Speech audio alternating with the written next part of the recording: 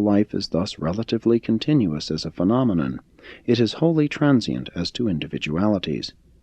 Nature does not afford ground for logical belief in human personality survival. The religious man who finds God in nature has already and first found this same personal God in his own soul. Faith reveals God in the soul. Revelation, the substitute for Morontia insight on an evolutionary world, enables man to see the same God in nature that faith exhibits in his soul. Thus does revelation successfully bridge the gulf between the material and the spiritual, even between the creature and the Creator, between man and God. The contemplation of nature does logically point in the direction of intelligent guidance, even living supervision, but it does not in any satisfactory manner reveal a personal God. On the other hand, nature discloses nothing which would preclude the universe from being looked upon as the handiwork of the God of religion. God cannot be found through nature alone, but man having otherwise found him, the study of nature becomes wholly consistent with a higher and more spiritual interpretation of the universe. Revelation as an epical phenomenon is periodic. As a personal human experience, it is continuous. Divinity functions in mortal personality as the adjuster gift of the Father, as the Spirit of truth of the Son, and as the Holy Spirit of the Universe Spirit, while these three supermortal endowments are unified in human experiential evolution as the ministry of the Supreme.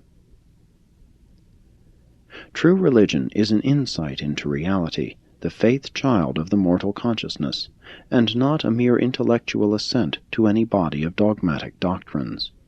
True religion consists in the experience that the Spirit itself bears witness with our spirit that we are the children of God. Religion consists not in theologic propositions, but in spiritual insight and the sublimity of the soul's trust. Your deepest nature, the divine adjuster, creates within you a hunger and thirst for righteousness, a certain craving for divine perfection. Religion is the faith act of the recognition of this inner urge to divine attainment, and thus is brought about that soul trust and assurance of which you become conscious as the way of salvation, the technique of the survival of personality and all those values which you have come to look upon as being true and good. The realization of religion never has been and never will be dependent on great learning or clever logic. It is spiritual insight, and that is just the reason why some of the world's greatest religious teachers, even the prophets, have sometimes possessed so little of the wisdom of the world. Religious faith is available alike to the learned and the unlearned. Religion must ever be its own critic and judge. It can never be observed, much less understood from the outside. Your only assurance of a personal God consists in your own insight as to your belief in and experience with things spiritual. To all of your fellows who have had a similar experience, no argument about the personality or reality of God is necessary, while to all other men who are not thus sure of God, no possible argument could ever be truly convincing. Psychology may indeed attempt to study the phenomena of religious reactions to the social environment, but never can it hope to penetrate to the real and inner motives and workings of religion. Only theology, the province of faith and the technique of revelation, can afford any sort of intelligent account of the nature and content of religious experience. 3. The characteristics of religion. Religion is so vital that it persists in the absence of learning. It lives in spite of its contamination with erroneous cosmologies and false philosophies. It survives even the confusion of metaphysics. In and through all the historic vicissitudes of religion, there ever persists that which is indispensable to human progress and survival, the ethical conscience and the moral consciousness. Faith insight, or spiritual intuition, is the endowment of the cosmic mind in association with the thought adjuster, which is the Father's gift to man. Spiritual reason, soul intelligence, is the endowment of the Holy Spirit, the creative Spirit's gift to man. Spiritual philosophy, the wisdom of spirit realities, is the endowment of the Spirit of truth, the combined gift of the bestowal sons to the children of men. And the coordination and interassociation of these spirit endowments constitute man a spirit personality in potential destiny. It is this same spirit personality, in primitive and embryonic form, the adjuster possession of which survives the natural death in the flesh.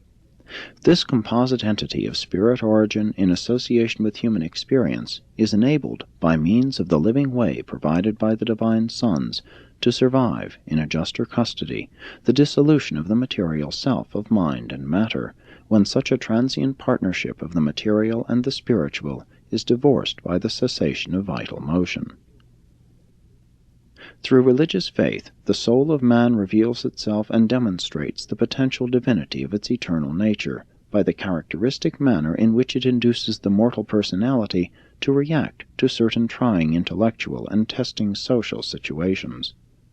Genuine spiritual faith, true moral consciousness, is revealed in that it 1. Causes ethics and morals to progress despite inherent and adverse animalistic tendencies. 2. Produces a sublime trust in the goodness of God, even in the face of bitter disappointment and crushing defeat. 3. Generates profound courage and confidence despite natural adversity and physical calamity. 4. Exhibits inexplicable poise and sustaining tranquility notwithstanding baffling diseases and even acute physical suffering. 5.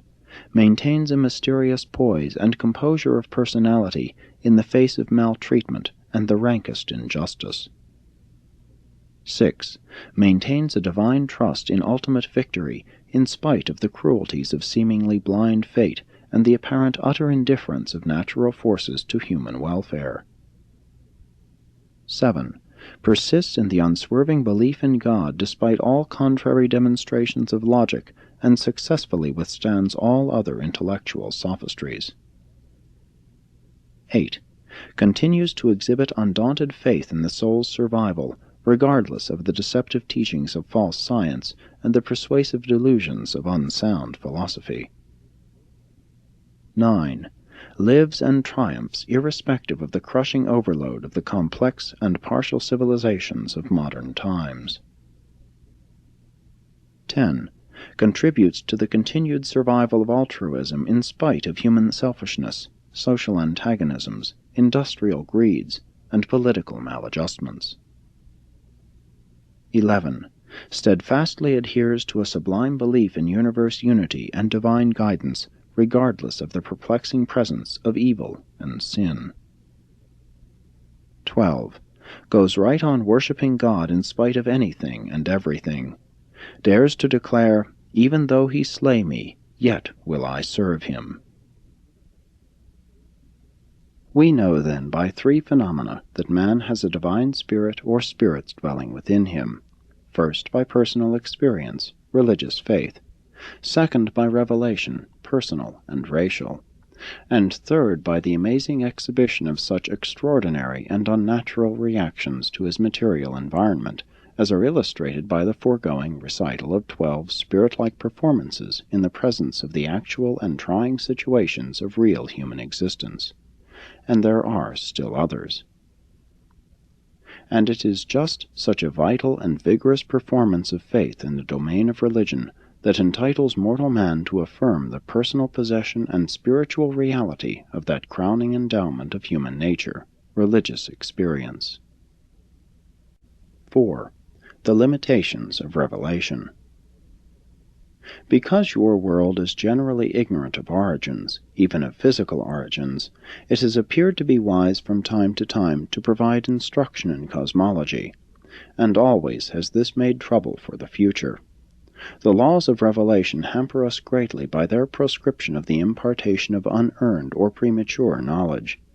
Any cosmology presented as a part of revealed religion is destined to be outgrown in a very short time.